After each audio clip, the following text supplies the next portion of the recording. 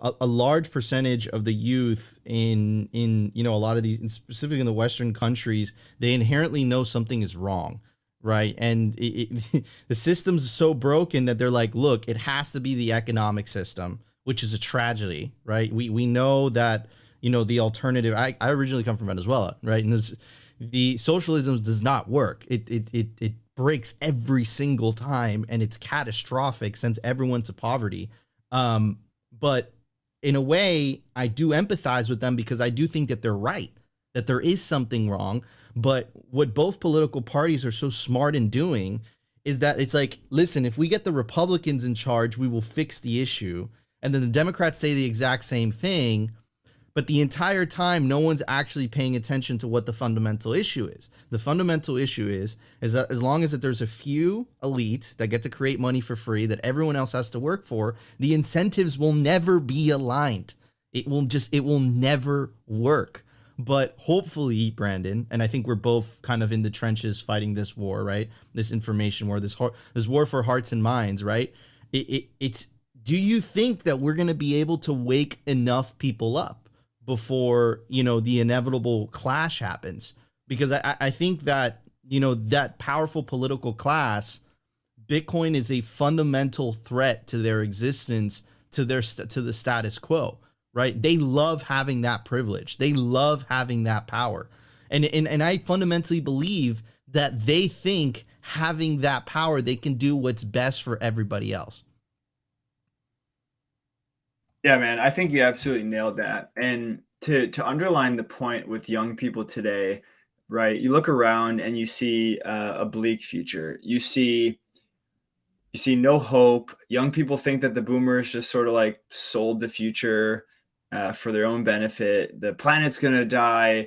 Capitalism is the problem, right? That's the conclusion. People think we have to get rid of capitalism and go to communism, socialism, something like that. And that is a huge mistake, right? I empathize with how they got there, but it's totally wrong. And I had similar thoughts, full disclosure, 2015, 2016, that time period. I thought Bernie Sanders was the right approach. I made the same mistake. And the real problem is something more like monetary socialism, so a central banking system at the center of economics, or you could call it cronyism or corporatism, right? Where we essentially just prostitute out all the laws to whoever has the most economic power. And that's not markets, that's not capitalism.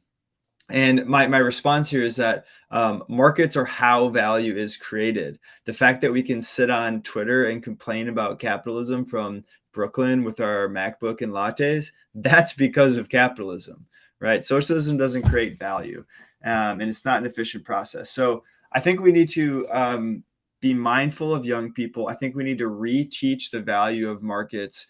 And are we able to do it, or is it going to be too late, or is nobody going to care? I think that's an important question. And the more I used to think all we have to do is tell people about Bitcoin and explain it intellectually, and people will learn. Maybe that's because I learned that way, or at least I try to. But I think the reality is pain is the most powerful teacher. I don't like this, but it is true. And right now, what most people are figuring out is that, and you can't print energy. Energy is physics. Your platitudes do nothing to energy markets.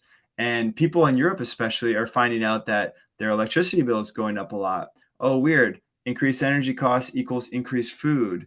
Oh, weird. Germany can't even afford their own manufacturing companies anymore because those companies can't afford the energy inputs to produce their goods. So 100 to 300-year-old companies in Germany are closing down because this economic shock is too great for them, meaning energy prices. And so I think the first lesson is we're going to learn that energy is foundational to society.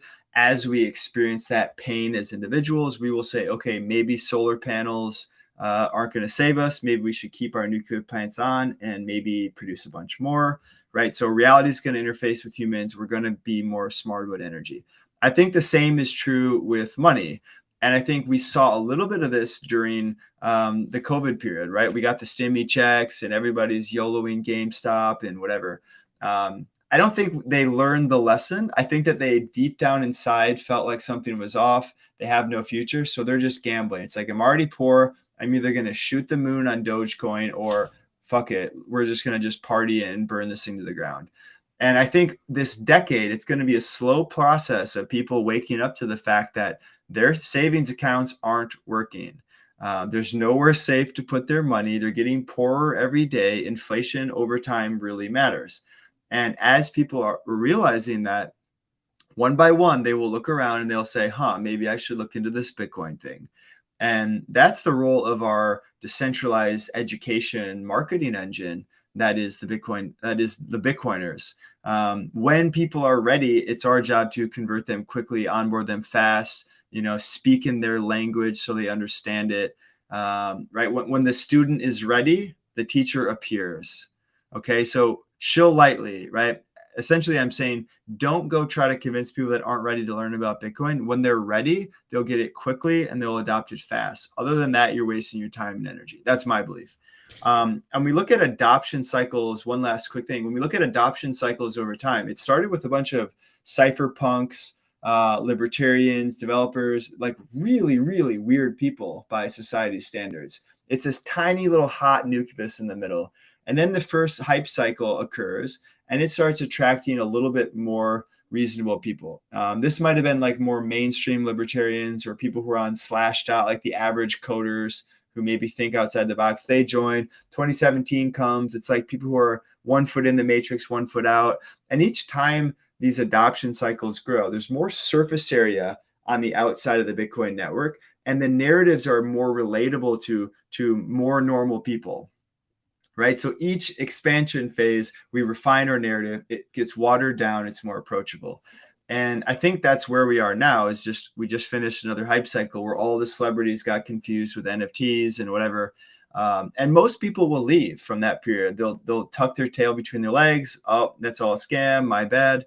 But a percentage of people stay, and those people become hardcore, and they become part of the nucleus that continues to grow. And so pain is the teacher, and pain is coming. So people will learn.